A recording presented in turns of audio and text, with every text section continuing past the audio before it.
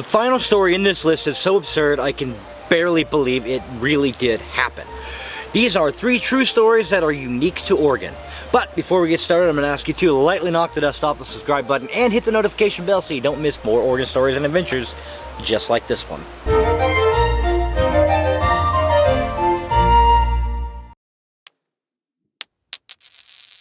In 1843, Asa Lovejoy and Francis Pettigrove had founded a small settlement where the Willamette and the Columbia rivers met. The location was perfect for trading as it was the furthest place east that ocean ships traveling on the Columbia River could anchor easily. At the time, the area was called the Clearing, or the Village by Travelers. 2 years later, as more and more immigrants traveling up the Oregon Trail settled in the area, Lovejoy and Pettigrove decided their town needed a proper name. Lovejoy wanted to name the town after his hometown of Boston, Massachusetts, and Pettigrove favored his hometown of Portland, Maine. After dinner one night, the two decided to choose the name in a game of chance. Pettigrove pulled an 1835 copper penny out of his pocket, and the two engaged in a game of 2 out of 3 coin toss. Pettigrove ultimately won the coin toss, and the city of Portland, Oregon got its name. In 1910, the penny used in the match was found in a safe deposit box in San Francisco, California. How it ended up there is unclear, but the box was owned by the nephew of Pettigrove, who donated it to the Oregon Historical Society Museum, where it sits today. Portland, Oregon is the only known town in the world to have gotten its name by a coin toss. Anyone that has traveled east between Lincoln City, Oregon and Salem, Oregon along Highway 18 may feel as though they are being watched, specifically in an area just east of Grand Ronde. Up on a hill are a group of large trees that turn yellow in the fall, creating an enormous smiley face. This was created in 2011 by Hampton Lumber co-owner David Hampton. The large face is about 300 feet in diameter and is most visible in the fall when the leaves turn yellow. However, because the trees are different from those in the surrounding area, the face can be visible all year long. You just have to actually know where to look. In early November of 1970, residents of the coastal town of Florence, Oregon woke up to an unusual sight. A 45-foot-long, 8-ton sperm whale had washed up on the beach. The animal was deceased and already starting to decay.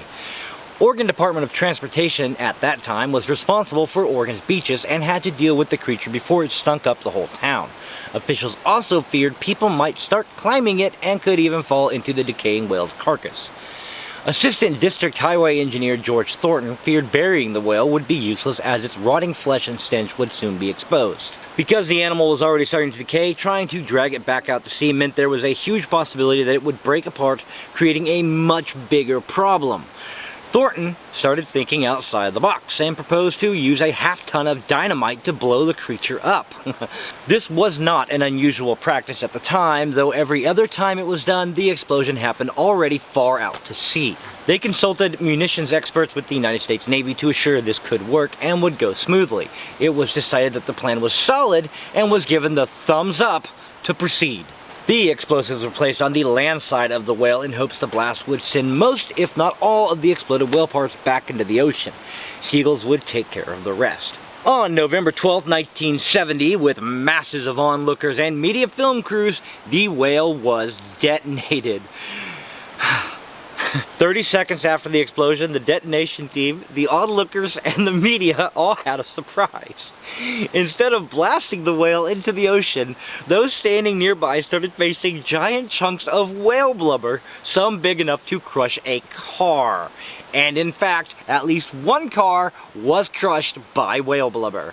Larry Bacon for the Register Guard newspaper commented, "Chunks of the animal flew in every direction, and spectators began to scream and run for cover when they glimpsed large pieces soaring directly overhead."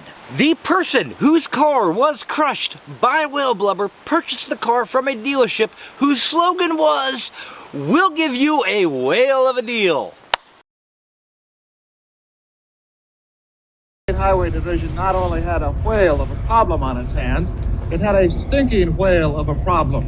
What to do with one 45-foot, 8-ton whale dead on arrival on the beach near Florence?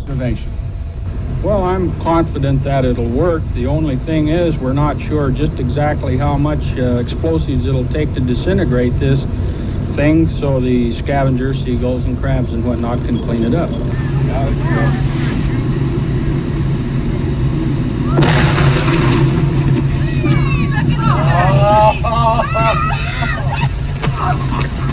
All right, Fred, you can take your hands out of your ears. Here comes pieces of... Our cameras stopped rolling immediately after the blast. The humor of the entire situation suddenly gave way to a run for survival as huge chunks of whale blubber fell everywhere. Pieces of meat passed high over our heads while others were falling at our feet. The dunes were rapidly evacuated as spectators escaped both the falling debris and the overwhelming smell. A parked car over a quarter of a mile from the blast site was the target of one large chunk. The passenger compartment literally smashed. Fortunately, no human was hit as badly as the car. However, everyone on the scene was covered with small particles of dead whale.